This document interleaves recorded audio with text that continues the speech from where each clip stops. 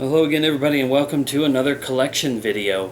And actually this is going to be part one of, I'm going to estimate 5 parts to cover my entire Xbox 360 collection. Let me talk a little bit about my time with the Xbox 360. I didn't get an Xbox 360 until 2010, but it was my console of choice up until about the first part of 2013. At which point I bought both a Wii and well, I bought the Wii before that, but anyway, it was around about that time that I really got into somewhat the Wii and a lot the PS3, and my collecting started to change. But in the meantime, I amassed quite a collection of 360 games here. So anyway, let's go ahead and get started so that we don't spend too much time talking. So alphabetically we're going, and we're going to start off with Alan Wake. This was a game that I was looking forward to so much because I had read about it for a couple of years, I do believe. And while the end game wasn't exactly what I felt my expectations for were from what I read about, it was a really good game. I haven't completed it though. I got so far through it and then went to other things, as is prone to happen. But I enjoyed what I played. Now here's another game that didn't quite live up to the expectations that I originally had for it, and unfortunately doesn't fall into the category of Alan Wake as being still a good game, but that's Alone in the Dark. Alone in the Dark was an interesting attempt at trying to revitalize and modernize the Alone in the Dark series in what felt like you were playing a television show, including like finishing a part of the game and then getting a recap like last week on Alone in the Dark. It was really weird, but to me the game was just kind of clunky and it didn't have the atmosphere that say an Alan Wake did. Alright, up next we have a very amazing game. Almost included this in my favorite game series. This is Batman Arkham Asylum, and this is the Game of the Year edition with 4 extra challenge maps and whatnot, and also the needless inclusion of 3D. All I can say is that Arkham Asylum reminded me so much of games from like the PS1 era, like the original Resident Evils and Dino Crisis and whatnot, in that you were in one facility or one large environment, but mostly inside, and there's backtracking, and it just takes you everywhere through the game without having to say, hey, let's give you a whole entire open world, kind of like the next game on my list did, and that is Batman Arkham City. And this is my collector's edition version of the game that has the really cool Batman figurine inside of it. And yes, I don't have my game or my figurine displayed. I don't really have a good place in my setup just yet to display things like this, but hopefully very soon I will be. I'm not going to take this apart and try to show off everything that's inside of it, but the game is kind of down here in the bottom of the case. I think if I took this slipcover off, that could pull out. I believe the game is either there or it's in the part that's behind Batman, but it's not its own separate case, so I keep the box and all that off to the side. Arkham City was a great game, but it opened up the world as sort of like a Grand Theft Auto kind of thing, and I thought it just lost some of the charm that I loved about Asylum. I'm probably 20 or 30% through City. On Arkham Asylum, I'm up to the second to the last boss battle. I haven't beat it yet, but I was really close. It's just really tough at the end. Okay, moving on. The next game I have here is Beowulf the game. This was a cheap purchase, and I've never seen the movie. I had a lot of people who told me that this sucks, kind of like the movie sucks. I have played or seen neither one to give a real assessment. Next up I have Bioshock II. I do not own Bioshock 1 on the consoles, but I do have it on Steam. But eventually I hope to get an actual physical copy of it. But I've dabbled with both games, and they're really cool games, but I just haven't played them long enough to have a full assessment, even including Bioshock Infinite. Next one up here we have what was yet another cheap game. I believe I paid $5 brand new for this at Walmart. I have a Kinect. I've never popped it in. Someday I might. I mean, I don't have anything against the Black Eyed Peas, but this was more a collector's purchase because of the price. Then we have a game called Blood Drive. This is kind of like a, I don't know, a cheesy version of a game like Carmageddon, or even kind of sort of Twisted Metal. It was a budget style game and I didn't pay very much for it. That's why I have it. Okay, here's one of the first RPG games from the 360 that I really wanted to have in my collection. I've even played a little bit of this particular game, but I haven't played it in quite a long time. But this is Blue Dragon. And I don't know a whole lot of the story about this. It's created by Hironobu Sakaguchi, and I know that he is it says legendary RPG creator, but I can't tell you right now what RPGs he's done. Renowned character designer Akira Toriyama, which if I had to guess, he has something to do with DBZ. And then famed music composer Nobuo Uematsu. Nobuo Uematsu is the guy who did like the Final Fantasy VII soundtrack and several of the Final Fantasy game soundtracks. So it's got epic music. I can't remember how much I liked it at this point, because it's literally been probably 2 or 3 years since I've played that game. Next up is Brink. This was a cheap game and I thought, oh, this might be a fun game to play. And then I discovered that it's basically an online-only game. There isn't really a whole lot to do. Single player. I didn't care much for it.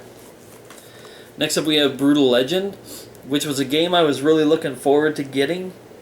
But I found out that there's a lot of strategy game elements involved in this, and it's not just a run-around like action-adventure style game.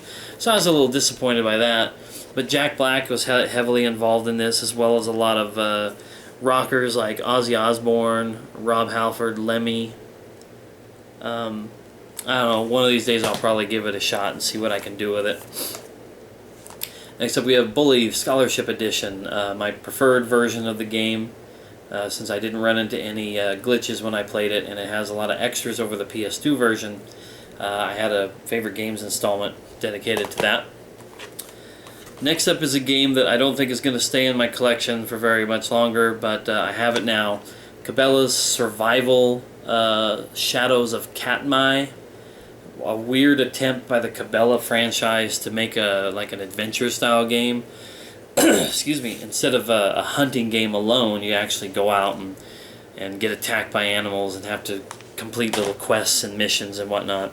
It's kind of silly. It was a cheap Black Friday purchase, and I can almost get the same amount of money I paid for it back from Walmart in a trade-in, so it may go towards a future pickup. Here we have Call of Duty 2 Game of the Year Edition. I have not really sat down and played this since I bought it, but I remember playing a demo for this when the 360 had first come out and thinking it just looked awesome. And I'm a big fan of Call of Duty games that don't have Modern Warfare, Black Ops, Ghosts, or any of that crap at the end of them. Give me World War II Call of Duty games any day.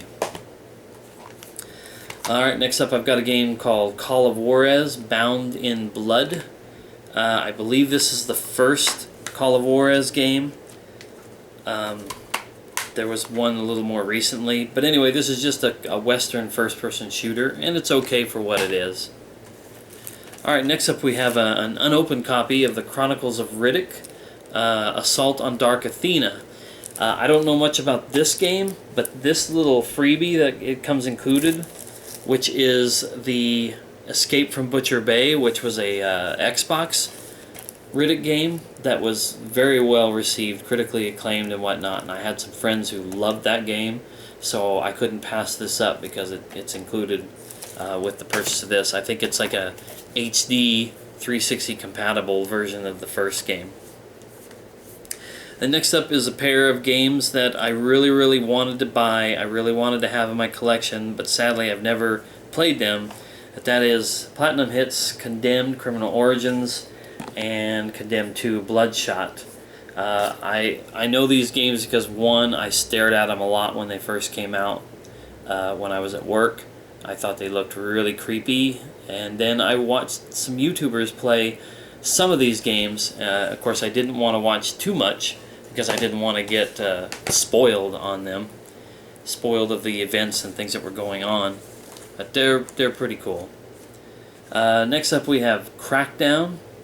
This is a game that I really wanted to get into because it's kind of like a GTA game, sci-fi, futuristic version.